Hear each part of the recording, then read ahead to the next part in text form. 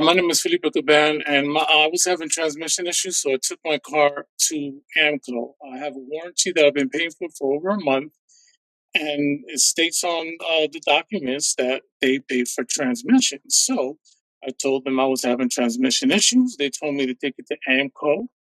The nearest AAMCO where my location is Easton, PA, William Penn Highway, the AAMCO there. So I drove my car there. It was still drivable, so my transmission issues weren't, so bad that I couldn't drive my car. So I take it to the AAMCO. They, take my keys and all that. They said they're gonna, I talked to the two gentlemen, which it was only one I was talking to, and it was the mechanic that fixes the cars, and he only speaks Spanish, and he's from Dominican Republic. I'm Puerto Rican. I don't understand the way they talk. We have to talk slowly and clearly because their words are different than our words, and they talk a lot faster than we do. So I try to call and find out what's going on with my car. I keep getting the runaround. You know what I mean?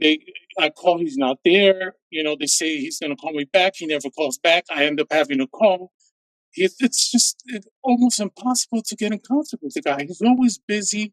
He never calls me back. And then when he does, it's like a couple days later. And then, the communication isn't even there. I don't even know what's going on. He's asking me things over and over again. So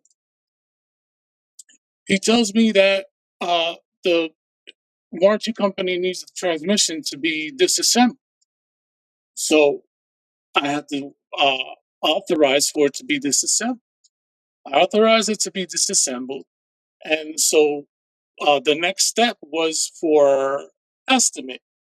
He sends 3 different estimates with 3 different prices, over thousands and thousands of dollars.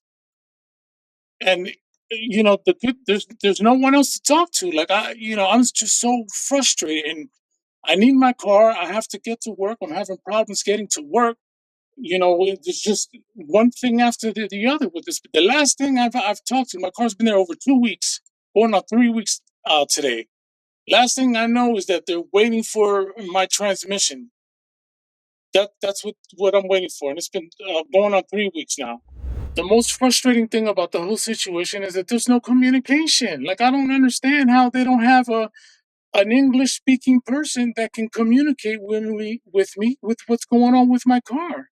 So I know exactly what's going on, and I'm not wondering what this person said. And then there's no one else to speak to. Like, there's like 4 or 5 different people there, and I call, and some of them don't even know how to talk. They're from different countries. They have a very distinctive accent, and they hang up on me, and it's just very frustrating. I don't have transportation to get a car, so I gotta call Uber to get the car now. You know what I mean? So now that's another problem. My car's been there over 2 weeks, and I'm having difficulty getting to work.